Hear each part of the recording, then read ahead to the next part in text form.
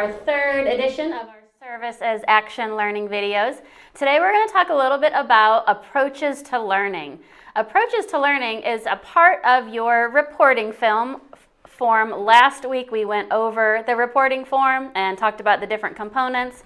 That very last question on your form is asking you how you demonstrated the approaches to learning. So I wanted to do a little bit of time today to just explain what that means and what those approaches are. One thing that makes York different from your neighborhood public school is that we're not only concerned with just what you're learning in terms of our state standards, but we care about why you're learning it and how you're learning it. We want to make sure that our activities and our learning is relevant and meaningful to you. So the approaches to learning, there are 5 different categories with the goal of helping you to become what's called a self-regulated learner.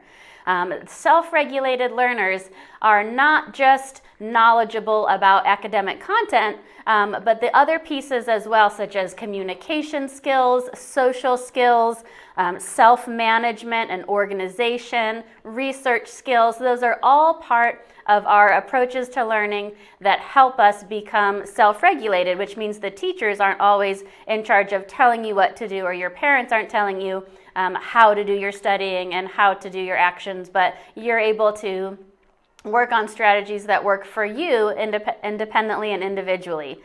So our approaches to learning, the ways that connects to service as learning, you might be thinking, okay, well, how does that connect to what I need to write about on my service as action form? Well, your form is going to have some social skills examples that you could add, such as practicing empathy and care for learners, helping others succeed, becoming aware of your own and others' emotions, resolving conflict and managing anger, working cooperatively, taking turns, being courteous, sharing. So maybe the activity that you choose, you're focusing on one of these social skills, or maybe that's an area that you personally need to grow in, and so you feel that your services action is helping you grow that area. Another example of our ATL skills would be self-management.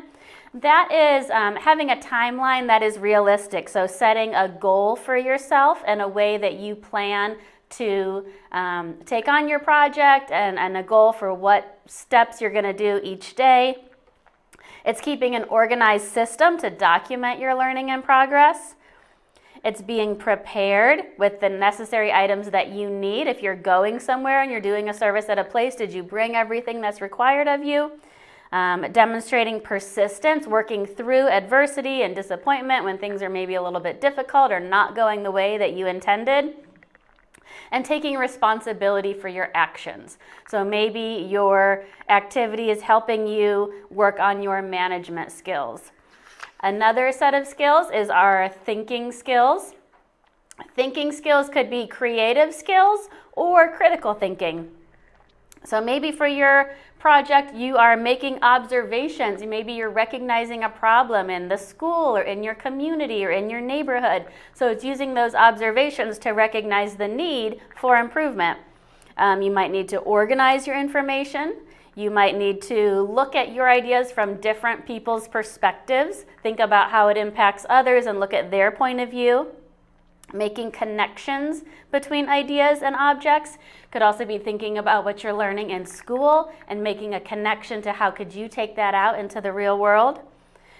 Your project could be designing an improvement to something that's already existing in place. Maybe it's a procedure or a way of doing things. Maybe it's a process of an activity, and so you could make an improvement to something that's already in place. So the thinking skills are really taking your knowledge and applying it outside of school into that service position.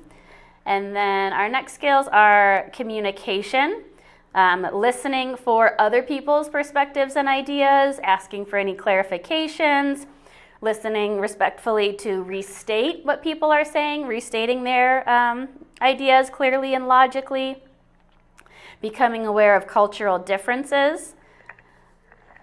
Looking at our next set, we have research skills. Again, remember we talked about the 4 types of community service. So action could be direct, it could be indirect, but then it could also be through research or through advocacy. So the research skills would definitely come in handy for that research project or advocacy project. But it's gathering information from a variety of sources.